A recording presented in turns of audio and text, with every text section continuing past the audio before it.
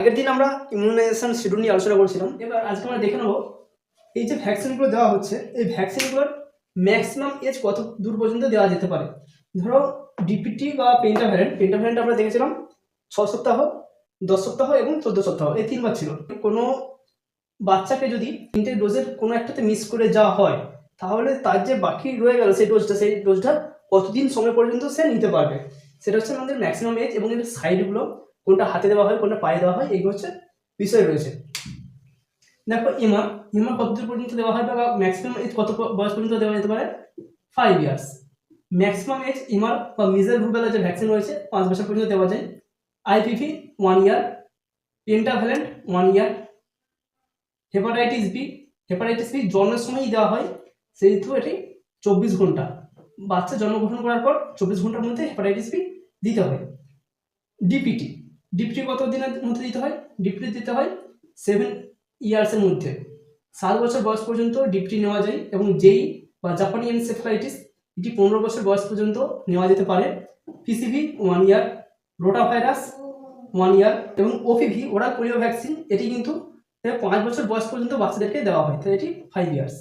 এবং বিসিজি যদি জন্মের সময় নেয়, তাহলে যেটা বলেছিলাম 0.05 ml, এটি হচ্ছে যদি জন্মের সময় নেয়, তাহলে এছাড়া মধ্যে বা 1 মাস পর যদি নেওয়া হয় 0.1 ml। এবং ম্যাক্সিমাম এজ হচ্ছে 1 ইয়ার, 1 বছর পর্যন্ত নিতে পারে, তখন কিন্তু 0.1 ml নিতে পারবে। এবং ভিটামিন কে জাস্ট বাচ্চা বার্থ হলো তার সাথে কিন্তু ভিটামিন কে দেওয়া হয়, এবং তার সাথে হেভি বা ওপিভি দেওয়া হয়। টিটি 16 বছর বয়স পর্যন্ত ম্যাক্সিমাম নিয়ে যেতে পারে, এবং ভিটামিন এ ওয়েল 5 বছর বয়স পর্যন্ত নেওয়া যেতে পারে। এই হচ্ছে ম্যাক্সিমাম এজ, আর কিছু নেই। এবার আমরা হচ্ছে সাইডগুলো কোনটা কোথায় দেওয়া হয়, সেই সাইডগুলো আমাদেরকে জানতে হবে। আগের দিন আমরা বলেছিলাম এমআর দেওয়া হয় সাবকিউটেনিয়াসলি, আইপিভি এটি হয়ে গেল আইডি বা ইন্ট্রাডার্মাল। পেন্টাভ্যালেন্ট আইএম, হেভি আইএম, ডিপিটি আইএম, জেই বা জাপানি এনসেফালাইটিস এটিও আইএম, পিসিভি এটিও IM, rota virus buccal, OPV oral, BCG হচ্ছে আইডি বা ইন্টারডার্মাল। এবং ভিটামিন কে এটি তো আইএম, ভিটামিন কে এখানে লিখছি না। টিডি বা টিটি এগুলো তো আইএম রয়েছে। এবং ভিটামিন এ ওয়েল এটিও ওরাল। এই হচ্ছে সাইডগুলো ছিল। এবার সাইডগুলোর মধ্যে সাবকিউটেনিয়াসলি যে দেওয়া হচ্ছে এমআরটি কোথায় দেওয়া হচ্ছে? এমআর দেওয়া হচ্ছে রাইট আপার হ্যান্ড, অর্থাৎ ডান হাতে দেওয়া হচ্ছে। আইপিভি এটিও রাইট আপার হ্যান্ডে দেওয়া হচ্ছে। পেন্টাভ্যালেন্ট কোথায় দেওয়া হচ্ছে? পেন্টাভ্যালেন্ট দেওয়া হচ্ছে আইন, এটি দেওয়া হচ্ছে left thigh, anterolateral mid thigh of the left leg, মানে আমাদের বাম পায়ের থাই দেওয়া হচ্ছে পেন্টাভ্যালেন্ট। হেপাটাইটিস বি, ডিপিটি এই তিনটেই কিন্তু দেওয়া হচ্ছে লেফট থাইয়ের অ্যান্টেরোল্যাটারাল মিড পোর্শন, মিড বা মাঝখানে, যেটা হচ্ছে ভাস্টাস ল্যাটারালিস। এই যে মাসেলটা রয়েছে, এই ভাস্টাস ল্যাটারালিস এই মাসেলে দেওয়া হয়। এরপর রয়েছে দেখো জেই এবং পিসিভি। জেই দেওয়া হয়, জেই বা জাপানি এনসেফালাইটিস দেওয়া হচ্ছে right leg antero lateral mid thigh, এখানে দেওয়া হচ্ছে রাইট লেগে। এগুলো হচ্ছে জেই এবং পিসিভি, এই দুটোই কিন্তু ডান পায়ে। রোটা ভাইরাস মুখে, এগুলো জানার অতটা প্রয়োজন নেই। এবং বিসিজি যেটি রয়েছে ইন্টারডার্মালি দেওয়া হচ্ছে, বিসিজি দেওয়া হচ্ছে লেফট হ্যান্ডের আপার আউটার বলো বা জাস্ট লেফট হ্যান্ডের আপার পোর্শনে দেওয়া হচ্ছে। ভিটামিন কে দেওয়া হচ্ছে আইএম, দেওয়া হচ্ছে রাইট লেগের অ্যান্টেরোল্যাটারাল মিড থাই, এখানে দেওয়া হচ্ছে ভিটামিন কে। এবার এই যে এতগুলো জিনিস কোনটা আমাদের গুলিয়ে যেতে পারে, সেই জন্য একটা সহজ উপায় রয়েছে। সহজ নিয়মটি যদি আমরা মনে রাখি, মিস্টার আইপিভি পিএইচডি করছে জাপানে, জাপানি। যদি আমরা এটা মনে রাখি তাহলেই হয়ে যাবে, মিস্টার আইপিভি পিএইচডি করছে জাপানি। এই হচ্ছে আমাদের শর্ট ফর্ম, তাহলেই কোনটা কোন হাতে দেওয়া হচ্ছে বা কোন পায়ে দেওয়া হচ্ছে সেটা আমাদের মনে থেকে যাবে। M measles rubella, IPV inactivated polio virus বা ভ্যাকসিন, পি হচ্ছে পেন্টাভ্যালেন্ট, এইচ হচ্ছে হেপাটাইটিস বি, টি হচ্ছে ডিপিটি, এবং যে জাপানের জন্য জেই এবং পিসিভি। জাপানের জন্য যে ধরতে পারবে এবং পি এর জন্য পয়াগাল বা পি এর জন্য ধরতে পারবে পিসিভি। এটা যদি আমরা ধরি তাহলে কিন্তু আমাদের সহজেই মনে থেকে যাবে। দেখো এখানে সেভাবে সাজানো আছে, মিস্টার আইপিভি পিএইচডি করছে জাপানে, এটা হচ্ছে শর্ট ফর্ম। এবার কোনটা কোথায় দেওয়া হচ্ছে, যখন আমরা কোনো শিশুকে দিচ্ছি আমরা এটা মনে রাখবো, ডান হাত হচ্ছে মিস্টার আইপিভি, বাম পায়ের যে মিড থাই সেটা হচ্ছে পিএইচডি করছে, এখানে হচ্ছে পিএইচডি, এই জাস্ট পিএইচডি এই টার্মটা, এবং ডান পায়ে রয়েছে আমাদের জাপানি বা জেই, তাহলে আমাদের মনে রয়ে যাবে মিস্টার আইপিভি এটি হবে ডান হাত,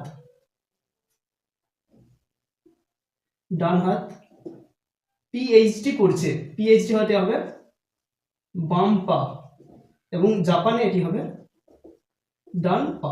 দেখো সহজেই মনে থেকে যাবে। এবার আমরা দেখে নেব কি কিভাবে বা এই যে ভ্যাকসিনগুলো রয়েছে এর মধ্যে কোনটা কিল্ড ভ্যাকসিন কোনটা লাইভ ভ্যাকসিন। এর মধ্যে তোমাকে হয়তো বলে দেওয়া হলো যে তুমি একটা লাইভ ভ্যাকসিনের নাম বলো বা একটা কিল্ড ভ্যাকসিনের নাম বলো, তখন তোমাকে ভেবে বলতে হবে কোনটা লাইভ কোনটা কিল্ড ভ্যাকসিন। জেনারেলি আইলারের নিচের দিকে যে ভ্যাকসিনগুলো রাখা হয় সেগুলি লাইভ ভ্যাকসিন, এবং উপরের দিকে যেগুলি রাখা হয় সেগুলি কিল্ড ভ্যাকসিন। এর মধ্যে দেখো লাইভ ভ্যাকসিন রয়েছে বিসিজি, ওপিভি, রোটা, এমআর, এগুলো হচ্ছে আমাদের লাইভ ভ্যাকসিন। কিল ভ্যাকসিন রয়েছে পেন্টাভ্যালেন্ট, হেপ বি, ডিপিটি, জেই, পিসিভি, এগুলো হচ্ছে আমাদের কিল ভ্যাকসিন। লাইভ এগুলো লিখে রাখছি, লাইভ এবং লাইভ এগুলো হচ্ছে আমাদের লাইভ ভ্যাকসিন। আর কিল ভ্যাকসিন হচ্ছে পেন্টাভ্যালেন্ট, হেপ বি, ডিপিটি, জেই, পিসিভি, এগুলো হচ্ছে আমাদের কিল ভ্যাকসিন। এবং টক্সয়েড যেগুলো ভ্যাকসিন রয়েছে, টক্সয়েড ভ্যাকসিন হচ্ছে টিটেনাস এবং ডিপথেরিয়া। এমনি ভ্যাকসিনের তিনটে ভাগ, কিল্ড, লাইভ এবং টক্সয়েড। তার মধ্যে আমরা কিল ভ্যাকসিন বললাম যেগুলো এল লেখা রয়েছে 1 2 3 4, আরও রয়েছে জাস্ট যেগুলো মোটামুটি আমাদের ইউজ করছি আমরা সেগুলো মনে রাখলেই হবে। কিল ভ্যাকসিন এগুলো বললাম, এবং টক্সয়েডের মধ্যে টিটি বা টিডি রয়েছে, এবং রয়েছে ডিপথেরিয়া, টিটি এবং ডিপথেরিয়া। এ হচ্ছে আমাদের মেন জিনিস। এখানে আর তেমন কিছু জানার প্রয়োজন নেই। কোন ভ্যাকসিন, ধরো তোমাকে কোশ্চেন করা হলো কোন ভ্যাকসিন ফার্স্ট ট্রাইমেস্টারে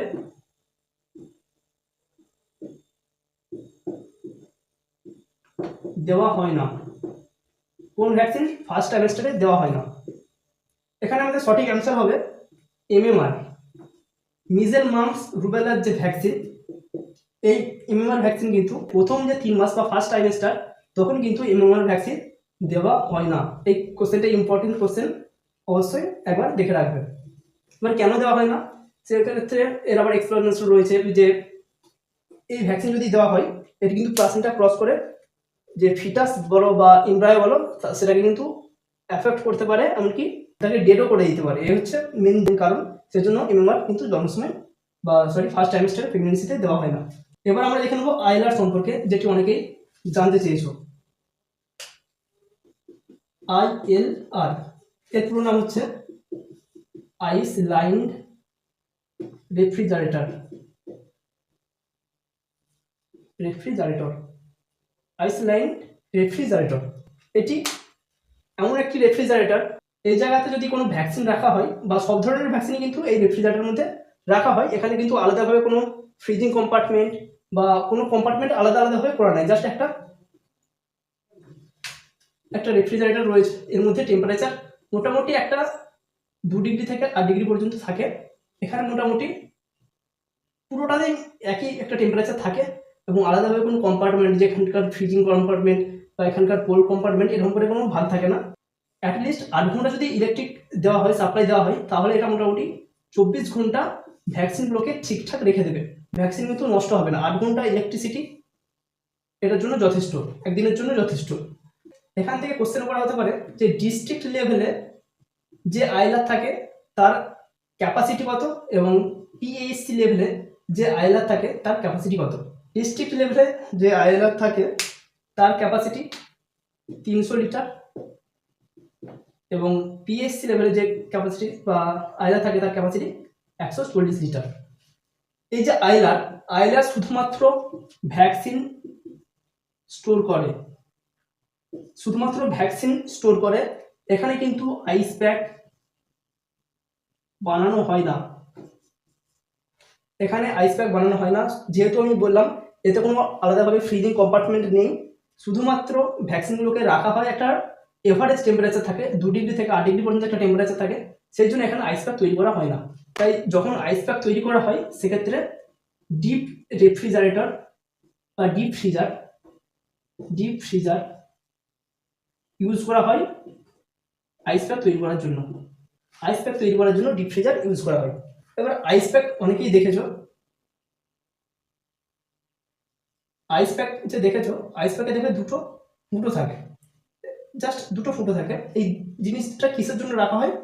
এই জিনিসটা রাখা হয় ভ্যাকসিনটাকে রাখার জন্য। যখন এটি কোনো টেবিলের উপর রাখা হচ্ছে তখন এর মধ্যে ভ্যাকসিন, যেটা হচ্ছে ওপিভি বলো বা রোটা ভাইরাসের যে ভ্যাকসিনগুলো রয়েছে সেগুলি এখানে রাখা হয় যাতে ভ্যাকসিনটা নষ্ট না হয়ে যায়, এবং যেহেতু এগুলি খুবই হিট সেন্সিটিভ সেই জন্য এখানে রাখা হয়। আরেকটা জিনিস রয়েছে যেটা আইস প্যাকের মধ্যে তোমাকে ধরো বলা হলো যে কন্ডিশনিং কি। আইস প্যাকেট কন্ডিশনিং বলতে কি বোঝো?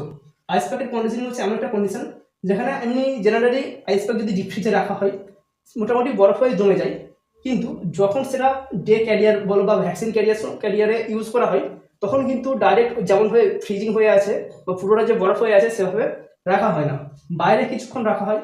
কিছুটা বরফ যখন গলে যাবে এবং তখন নাড়িয়ে দেখবে শব্দ হয়, একটু নাড়ানোর শব্দ হয়, অর্থাৎ বরফ যখন কিছুটা গলতে শুরু করেছে সেই অবস্থাটাকে বলা হচ্ছে কন্ডিশনিং। এই টার্মগুলো একটু মনে রাখবে। এবার কিছু কিছু ভ্যাকসিন রয়েছে যেগুলিকে একদম যদি ফ্রিজিং করে দেওয়া হয় তাহলে কিন্তু ভ্যাকসিনগুলো নষ্ট হয়ে যাবে।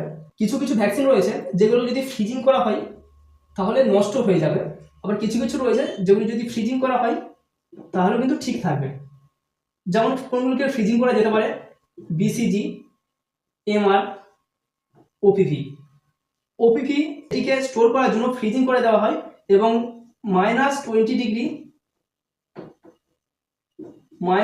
ডিগ্রি সেন্টিগ্রেডে ওপিভিকে স্টোর করা হয়। কোশ্চেনটা খুবই ইম্পর্টেন্ট। ওপিভিকে স্টোরেজ করার জন্য কত ডিগ্রি টেম্পারেচারের প্রয়োজন হয়? সেটি হচ্ছে -20 ডিগ্রি সেন্টিগ্রেড।